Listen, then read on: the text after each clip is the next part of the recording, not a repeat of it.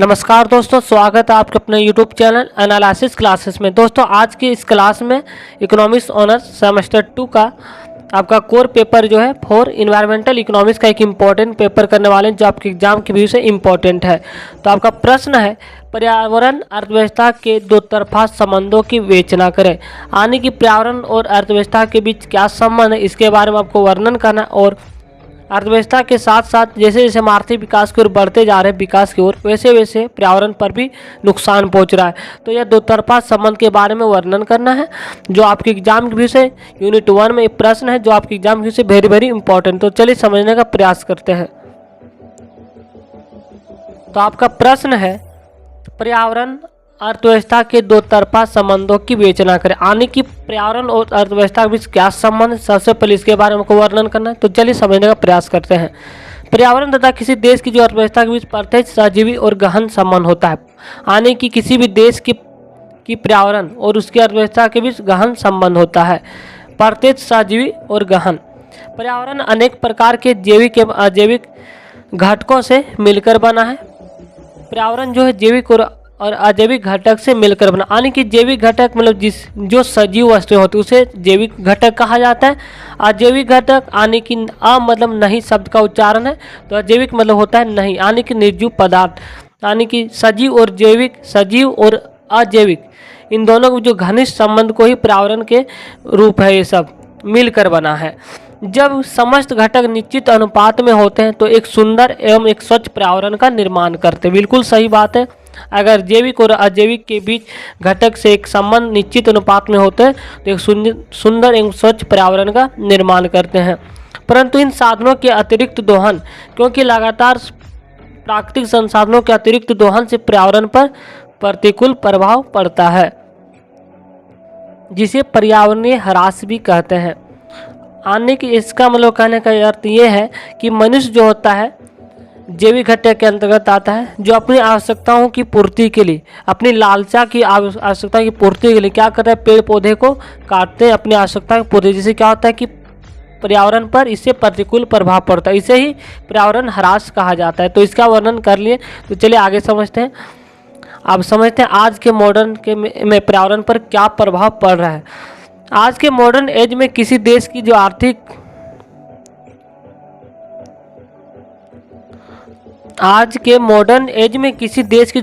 समृद्धि की अवधारणा को पर्यावरण की गुणवत्ता से जोड़कर देखा जाता है। अगर आज भी देखें, आखिर आप मॉडर्न एज में हैं, आ चुके हैं, तो किसी भी जो देश की जो आर्थिक समृद्धि, यानी कि वो देश कितना समृद्ध है, इसकी गुणवत्ता पर्यावरण से जोड़कर आजकल देखा जाने लगा। ये शब्द यहाँ कहा गया है। आगे है आपका, वर्तमान में आर्थिक विकास की माप जीडीपी तथा पर कैपिटा इनकम में वृद्धि जैसे मात्रात्मक तत्वों से नहीं, बल्कि सामाजिक कल्याण, जीवन स्तर में वृद्धि एवं मानव कल्याण, जीवन स्तर में वृद्धि, मानव विकास सूचक के स्तर में वृद्धि को आर्थिक विकास का मापदंड माना जाता है।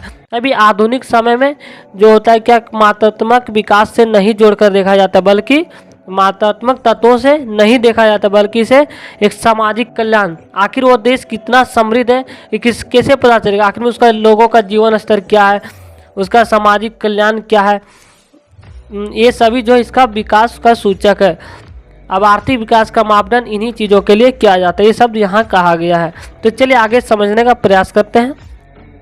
जिस देश में पर्यावरण सुरक्षित या संरक्षित है तथा प्राकृतिक संसाधनों का विदोहन पर्यावरण को हानि पहुंचाए बिना किया जाता है, देश की अर्थव्यवस्था समृद्ध एवं संपन्न होती है। यानी कि ये यहाँ पे ये कहा गया है कि किसी भी देश की जो अर्थव्यवस्था है वो पर्यावरण से जोड़कर अब देखा जाने लगा है। यानी कि आप समझिए, जिस देश में पेड़ पौधे, खनिज संसाधन, प्राकृतिक संसाधन अधिक, वो देश अधिक समृद्ध होना तय है। अगर आपके पास कोयला, पेट्रोलियम पदार्थ है तो वो देश के लोगों के बीच समृद्ध होगा, उच्चा आर्थिक विकास भी मजबूत होगा। ये शब्द यहाँ कहा गया इस शब्द में।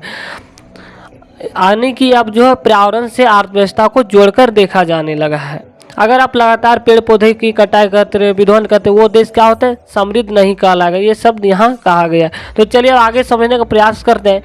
Environmental economy equilibrium two way linkage, मानवीय आर्थिक क्रियाकलापों ने प्रकृति के विभिन्न घटकों में हस्तक्षेप कर पर्यावरण को संतुलन को बिगाड़ दिया। तो चलो समझते हैं यहाँ पे दो तरफा संबंध। आखिर में मानव अपनी आवश्यकताओं की पूर्ति के लिए किस प्रकार पर्यावरण को नुकसान पहुंचा रहे हैं। तो मानवीय आर्थिक क्रियाकलापों ने प्रकृति के विभिन्न घटकों में हस्तक्षेप कर पर्यावरण संतुलन को बिगाड़ दिया है। पूंजी प्रधान औद्योगिकीकरण की क्रिया ने पर्यावरण को क्षतिग्रस्त करने में महत्वपूर्ण भूमिका निभाई है। अधिकतर जो आज भी पर्यावरण जो ये कह सकते जो प्रदूषित है उसका मुख्य कारण औद्योगिकीकरण है, क्योंकि इनसे जो निकलने वाली विषैले गैसें होते हैं, अपशिष्ट पदार्थ होते हैं, जिससे क्या होता है पर्यावरण दूषित हो जाता है। अब आगे समझते हैं कि पर्यावरण अपघटन का औद्योगिकीकरण, नगरीकरण तथा विस्तृत एवं सघन कृषि से बहुत घनिष्ठ संबंध है। सघन कृषि से बहुत अधिक घनिष्ठ संबंध है। औद्योगिकीकरण ने वायु एवं जल प्रदूषण तथा औद्योगिक अपशिष्ट प्रदूषण को जन्म दिया। बिल्कुल सही बात है कि औद्योगिकीकरण से जैसे जैसे औद्योगिकीकरण होता गया वैसे से वायु जल प्रदूषण का स्तर बढ़ता गया और अपशिष्ट प्रदूषण को जन्म दिया है। तो औद्योगिकीकरण से ही नगरीकरण का विस्तार हुआ है, जिसके फलस्वरूप आवास की समस्या, परिवहन, जलवायु, ध्वनि प्रदूषण की समस्या एवं मल जल तथा कूड़ा करकट निस्तारण की समस्या उत्पन्न हो गई है। औद्योगिकीकरण की इस समस्या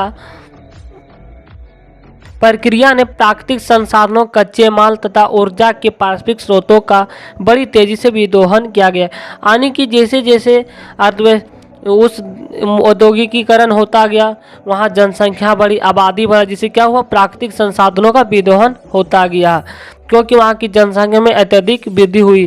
तो औद्योगिकीकरण से ही नगरीकरण के विकास हुआ है, जिससे जनसंख्या में वृद्धि और सघन हुआ है। तो इससे क्या होता है प्राकृतिक संसाधनों का विदोहन हुआ है। इससे पर्यावरण एवं पारिस्थितिक असंतुलन की स्थिति उत्पन्न हो गई। ये सभी कारण है पर्यावरण दूषित होने का। तकनीकी परिवर्तन ने उपयोग करो और फेंको की इन समस्याओं को जन्म दिया है, जिसने प्रदूषण की समस्या को और अधिक गंभीर बना दिया है। आज यह धारणा बदलती होती जा रही है, जिसने प्रदूषण की समस्या को और अधिक गंभीर बना दिया है। आज क्योंकि अधिकतर आप देखते होंगे कि अब ऐसे तकनीक परिवर्तन हो गया कि आप उपयोग करें और फेंको, इससे क्या होता है, इससे भी प्रदूषण होता है। ये एक मुख्य समस्या बन गई है। आज यह धारणा बदलती होती जा रही है, जिसने प्रदूषण की समस्या को और अधिक गंभीर बना दिया है। आज यह धारणा बदलती होती जा रही कि औद्योगिकीकरण की प्रगति के माध्यम से मनुष्य द्वारा प्रकृति पर विजय करने की लालसा पृथ्वी से समस्त जीव जंतुओं को नष्ट कर देती है।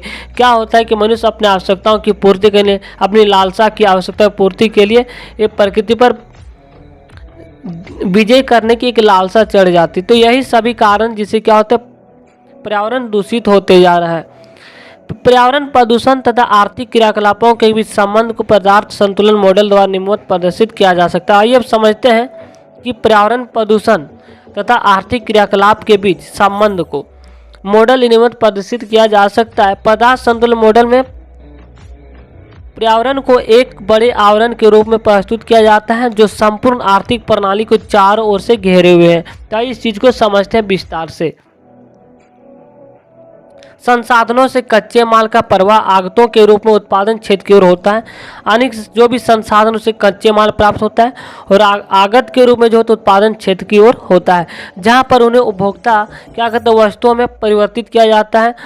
और औद्योगिक क्रिया से उत्पन्न हानिकारक जो भी वेस्ट मटेरियल होता है उसे प्रदूषित जल आदि का प्रवाह वातावरण होता है। तो एक मॉडल बन गया, इस चीज को यहाँ समझाया गया है। एक बंद अर्थव्यवस्था जहां आयात निर्यात का समावेश नहीं है तथा शुद्ध पूंजी स्टॉक का संचयन नहीं होता है, बल्कि प्रकृति एवं पर्यावरण को वापस जाने वाले अपशिष्ट की मात्रा, आधारभूत ईंधन, खाद्यान्न, खनिज तथा अन्य प्रकार के कच्चे माल को उत्पादन के रूप में प्रयुक्त होकर उत्पादन क्रिया में भाग लेते हैं के बराबर होती है। इस अवधारणा को पदार्थ संतुलन सिद्धांत कहा जाता है। यहाँ पे एक मॉडल डिफिनेशन यहाँ प्रस्तुत किया गया, आप इस चीज़ को ध्यान से समझिएगा। तो चलिए अब समझते हैं क्या क्या समस्या है, यानी कि पर्यावरण अर्थव्यवस्था से कुछ जुड़े मुद्दे हैं जिसका सवाल बनता है। चलिए देखते हैं यहाँ से क्या क्या प्रश्न उठता है। पदार्थ संतुलन सिद्धांत इस तथ्य की ओर संकेत करता है कि पर्यावरण से अर्थव्यवस्था को प्राप्त होने वाले पदार्थ की मात्रा बराबर होनी चाहिए।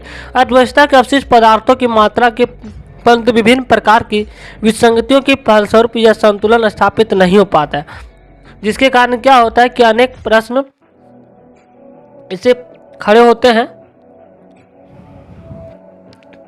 आर्थिक विकास की प्रक्रिया तथा मानव निर्मित प्राकृतिक संसाधनों के प्रयोग से संबंधित पर्यावरण अर्थव्यवस्था से जुड़े निम्नलिखित मुद्दे उठाए जा सकते हैं। तो चलिए देखते हैं कौन कौन से मुद्दे। पहला प्रश्न आपका, क्या बाजार व्यवस्था पर्यावरणीय विवाद का निपटारा कर सकती है? दूसरा प्रश्न उठता है कि क्या बाजार व्यवस्था विभिन्न प्रकार के पर्यावरणीय प्रभाव को देखभाल कर सकती है? तीसरा प्रश्न है, क्या बाजार व्यवस्था धन तथा आय का पुनः वितरित कर सकती है, जिससे कि समता एवं सामाजिक न्याय की स्थापना की जा सके, जिससे सामाजिक पर्यावरण के साम्य माना जाता है। आपका जो चौथा पॉइंट है, पुनरुत्पादनीय संसाधनों का अनुकूल उपयोग किस तरह किया जाना चाहिए। पांचवा पॉइंट है, भावी पीढ़ियों की वरीयताओं की किस तरह सम्मिलित की जाए। छठा का पॉइंट है, पर्यावरणीय परियोजनाओं के मूल्यांकन हेतु कौन सी समय बटादार उपयुक्त तो होगी, टाइम डिस्काउंट आनी। सातवां आपका जो प्रश्न उठता है, बाध्यताओं का मूल्यांकन किस तरह किया जाना चाहिए। आठवां आपका जो प्रश्न है, सामाजिक आर्थिक ढांचे तथा सांस्कृतिक विरासत पर प्रदूषण के प्रभाव को कैसे मापा जाए। और 9 आपका प्रश्न उठता है, 9 नंबर, लोग अपने अधिमानों को व्यक्त करने के लिए किन आदर्श मूल्यों का प्रयोग करते हैं। 10वां आपका प्रश्न उठता है, क्षतिपूर्ण दरों का निर्धारण किस तरह किया जाना है। तो ये सभी जो है एक पर्यावरण मुद्दे पर प्रश्न उठते हैं। तो चलिए अब इसके कंक्लूजन को समझते हैं। पर्यावरण एवं अर्थव्यवस्था की समन्वयता से संबंधित उपयुक्त मुद्दे अत्यधिक महत्वपूर्ण है। इन मुद्दों पर विचार किए बिना अर्थव्यवस्था एवं पर्यावरण के बीच संतुलन बनाए रखना कठिन है। तो ये सभी आपका टोटल लगभग 400 से 500 वर्ड में आप आंसर को लिख सकते हैं। 16 मार्क्स का प्रश्न पूछे जाने वाला इंपॉर्टेंट प्रश्न है आपके एग्जाम के व्यू से। तो चलिए, थैंक यू गाइज। अगर वीडियो को पसंद आए तो लाइक, कमेंट और चैनल को सब्सक्राइब कर लीजिएगा, ताकि आपको आने वाला वीडियो का नोटिफिकेशन समय पर मिल सके। तो चलिए गाइज, थैंक यू, धन्यवाद।